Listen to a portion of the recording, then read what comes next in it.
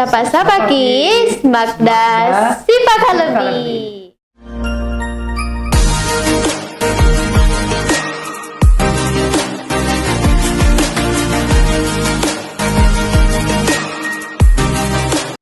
Selamat datang di podcast Sapa Kis, Magda Sipak Lebih bersama saya Aurora Albakara selaku host yang akan memandu berjalannya podcast pada siang hari ini.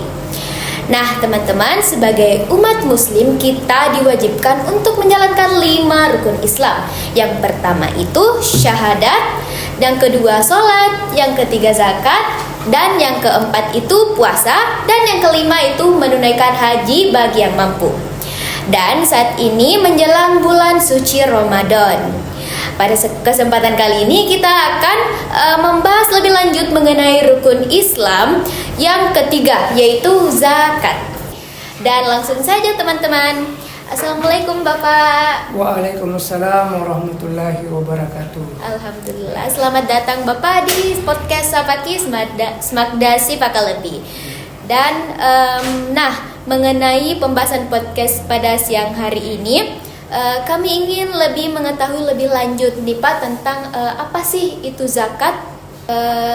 Langsung pertanyaannya Pak, itu bisakah Bapak memberikan kami penjelasan mengenai apa itu zakat? Adapun pertanyaan mengenai apa itu zakat, zakat itu sangat baik artinya.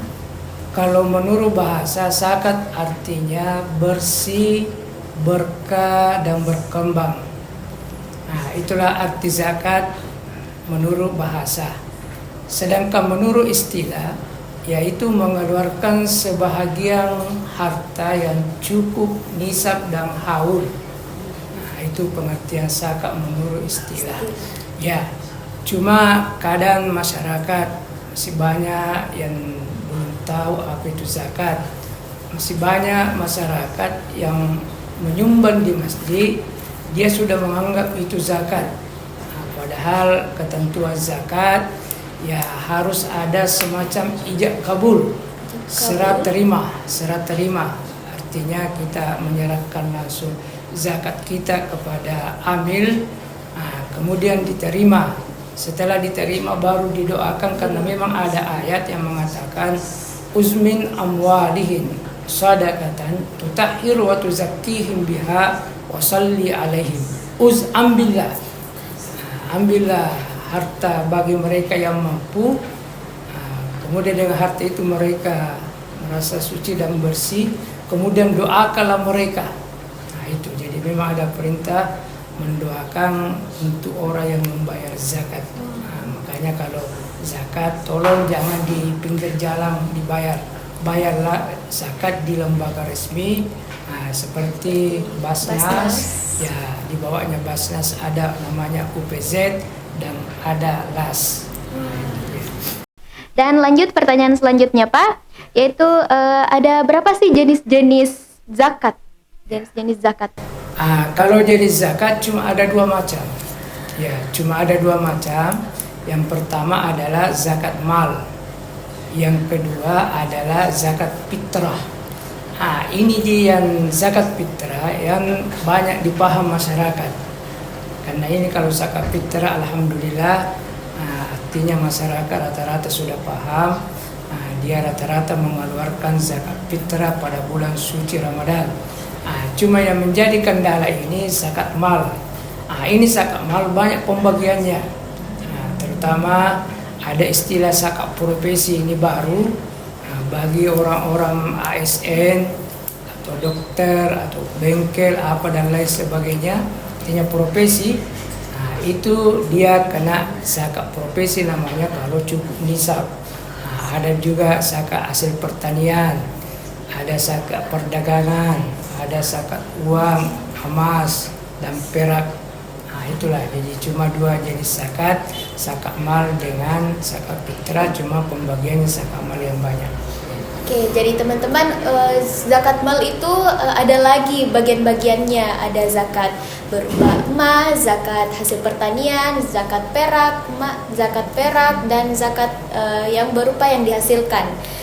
Dan lanjut Pak, untuk ketentuannya Pak, siapa saja sih yang berhak menerima zakat? Ya, ini juga menjadi problema mengenai pembagian zakat. Kalau menurut Al-Quran itu cuma ada 8 golongan, sebagaimana yang dikatakan innamas shadaqatu lil fuqara'i wal masakin wal amilina 'alaiha wal mu'allafati qulubuhum wa fir riqab wal gharimin wa fi sabilillah wa ibnus sabil. Jadi cuma ada 8 golongan yang berhak menerima zakat. Golongan yang pertama adalah fakir. Ini fakir sudah susah didapat di Pinrang. Mungkin di daerah lain juga susah, karena yang dikatakan itu fakir orang yang tidak memiliki sama sekali harta dan tidak memiliki pekerjaan. Kalau di Pinrang ini tidak ada orang yang tidak memiliki harta, mungkin cuma tidak cukup. Dan di pekerjaan di Pinrang cuma orang malas yang tidak mau bekerja, banyak sekali pekerjaan. Makanya itu fakir. Makanya dalam pembagian sering dikatakan pembagian untuk fakir miskin diganggu. Yang banyak itu miskin. Miskin. Ini miskin artinya ada hartanya, cuma karena dia punya anak keturunan yang banyak, tidak mencukupi. Itulah dikategorikan dengan miskin. Kemudian golongan berikutnya ada amil. Amil itu adalah orang yang mengelola zakat. Ya, ada orang yang mengelola zakat, itu ada bagiannya. Kemudian ada gharimin, artinya orang yang berhutang itu, orang yang berhutang itu berhak menerima zakat. Tapi harus dilihat juga orang yang berhutang bagaimana. Kalau misalnya usahanya dulu adalah menjual barang-barang terlarang, itu tidak boleh diperbolehkan ya Pak? Tidak boleh, iya. Kecuali yang dulu kasih dia jual barang campuran tapi hancur atau rugi, itu bisa dibantu dengan dana zakat. Kemudian golongan fisabilillah. Ini golongan fisabilillah. Ini termasuk imam, pegawai syara, guru mengaji, dia termasuk golongan fisabilillah karena dia mengurus agamanya Allah. Makanya berhak diberikan untuk zakat. Ya. Kemudian ada golongan amba sahaya. Saya kira ini susah dicari lagi. Susah dicari. Amba sahaya itu artinya dulu bekerja tapi tidak dapat gaji. Sekarang yang ada adalah pembantu tapi alhamdulillah sudah mendapat gaji. Jadi tidak tergolong lagi amba sahaya. Ibnus sabil udah yang artinya dalam perjalanan. Itu bisa dibantu dengan dana zakat. Apalagi kalau menuntut pendidikan, kondisi ekonomi orang tuanya tidak mampu, itu perlu sekali dibantu dengan dana zakat. Dan lanjut Pak, pertanyaan selanjutnya yaitu mengenai kapan diwajibkan untuk membayar zakat? Ya, kalau untuk zakat, kalau zakat fitrah ini memang khusus untuk bulan suci Ramadan. Untuk bulan suci Ramadan. Ini juga kemarin alhamdulillah di Basnas kami sempat mengadakan lomba pidato tentang zakat. Alhamdulillah banyak sekali muncul di situ ceramah pidato anak-anak dari SMK. Bahkan kemarin ada ide, sempat kami ingin kumpulkan guru-guru agama, karena kemarin ada salah satu peserta, dia mengatakan bahwa zakat emas itu nisabnya 55 gram. Padahal tidak ada itu. Kita tanya, katanya dari guru agamanya. Ya. Jadi iya 55 gram, padahal kalau nisab emas itu 85 gram, bukan 55. Itu bahkan dulunya adalah 92, sekian. Tapi ada keputusan Menteri Agama yang terakhir yang menghapus itu bahwa nisab emas 85 gram. Kemudian mengenai zakat fitrah juga ada salah satu peserta mengatakan waktunya untuk bayar zakat fitrah katanya nanti malam terakhir. Ini juga perlu diperbaiki. Iya, karena memang dulu itu zakat fitrah dianjurkan agak di belakang. Kenapa agak di belakang? Karena dulu kan bukan Basnas, namanya Baitul Mal penuh. penuh itu betul mal. Kalau datang zakat fitrah tidak ada ditempati. Yang menjadi persoalan kalau ini yang mau diikuti pendapat bila nanti terakhir bayar zakat fitrah, ini yang terjadi banyak zakat fitrah tidak tepat sasaran. Artinya tidak sampai kepada anak-anak yang membutuhkan. Contoh misalnya rata-rata masyarakat bayar zakat fitrah malam terakhir. Nah, jadi kapan mau membagi? Besoknya orang sudah lebaran, padahal ketentuan itu zakat fitrah harus dibagikan sebelum bulan suci Ramadan. Kapan dibagikan setelah bulan suci? Itu bukan zakat fitrah lagi. Nah itu, makanya itu ada pendapatnya Imam Syafi'i. Imam Syafi'i membolehkan untuk bayar zakat fitrah mulai masuk Ramadan sampai sebelum orang khutbah. Itulah yang dipakai, apalagi di Indonesia ini mayoritas Imam Syafi'i. Dan itu Imam Syafi'i kan ulama besar yang membolehkan. Apalah salahnya kita bayar zakat fitrah awal-awal supaya tepat sasaran. Apalagi di daerah kita Pindrang ini kebanyakan zakat fitrah itu pakai beras. Kalau misalnya orang tidak mampu kita bawakan beras, dia mau jual malam itu tidak ada lagi orang mau beli beras. Makanya anak itu kalau misalnya tidak ada uang dibelikan baju, siapa yang salah? Kita semua. Kenapa? Karena masih selalu memilih bila nanti bayar zakat fitrah terakhir.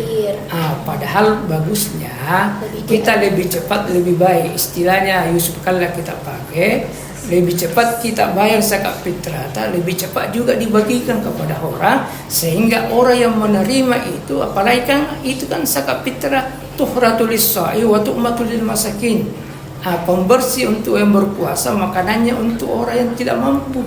Jadi kalau cepat dibayar zakat fitrah baru dikasih orang yang tidak mampu, orang yang tidak mampu itu bisa dia pakai untuk sahur, bisa dia juga pakai untuk buka puasa, sehingga zakat fitrah kita tepat sasaran. Itu. Dan lanjut Pak, dan kalau boleh tahu nih Pak, bagaimana sih perhitungan zakat? Dalam zakat mal itu ada yang berupa emas, dan bagaimana itu cara perhitungannya Pak untuk membayar zakat? Kalau perhitungan tentang zakat, jadi kan itu cuma kita harus tahu berapa nisabnya dan haulnya. Contoh misalnya emas, berapa nisabnya emas? 85 gram. Jadi siapa umat Islam yang memiliki emas 85 gram, haulnya cukup 1 tahun dia miliki, maka wajib dia keluarkan zakatnya 2,5% per tahun. Per tahun, jadi setiap tahun. Karena pernah ada yang bertanya, Ustaz, itu emas dikeluarkan zakatnya 1 kali atau setiap tahun? Saya bilang setiap tahun kalau dia cukup nisab 85. Kalaupun sudah dikeluarkan sebahagian untuk zakat, tidak cukup lagi 85, terserah kita. Jadi ada ketentuan memang. Jadi kalau misalnya gaji profesi misalnya itu disamakan nisabnya dengan emas 85. Kalau padi 653 kg bersih. 653 kg bersih, haulnya setiap panen. Jadi kalau misalnya petani itu kalau 2 kali dia panen setiap tahun, berarti 2 kali dia keluarkan zakat. Kalau cukup 653 kg. Uang yang ada di bank atau ada disimpan di mana saja, kalau senisab emas wajib juga dikeluarkan zakatnya 2,5% per tahun. Kalau tidak cukup lagi senisab emas, artinya seharga emas 85 gram, maka yang dikeluarkan lagi bukan zakat tapi infak. Jadi di bawahnya zakat itu ada namanya infak. Artinya kalau infak tidak tergantung berapa kita. Kalau zakat harus dihitung dengan baik. Harus ada ketentuannya bahwa sekian. Baik teman-teman, setelah berbincang-bincang mengenai zakat, dengan Bapak Wakil Ketua 1 Bidang Perkumpulan Zakat Basnas, Bapak Haji Mustari SPDI. Kita bisa menyimpulkan bahwa zakat adalah, menurut bahasa, zakat artinya bersih dan berkembang, dan menurut istilah itu mengeluarkan sebagian harta yang dimiliki. Dan ada jenis-jenis zakat dua, yaitu zakat mal dan zakat fitrah. Dan ada juga 8 golongan yang berhak menerima zakat. Dan zakat fitrah juga itu lebih baik dilaksanakan di awal bulan suci Ramadan agar berdampak kepada fakir-fakir miskin pada saat bulan suci Ramadan. Baik Pak, terima kasih banyak telah membersamai kami di podcast Sapakis Makda Sifaka Lebih. Dan semoga kita bisa bertemu lagi di episode selanjutnya. Dadah, Sapakis Makda Sifaka Lebih.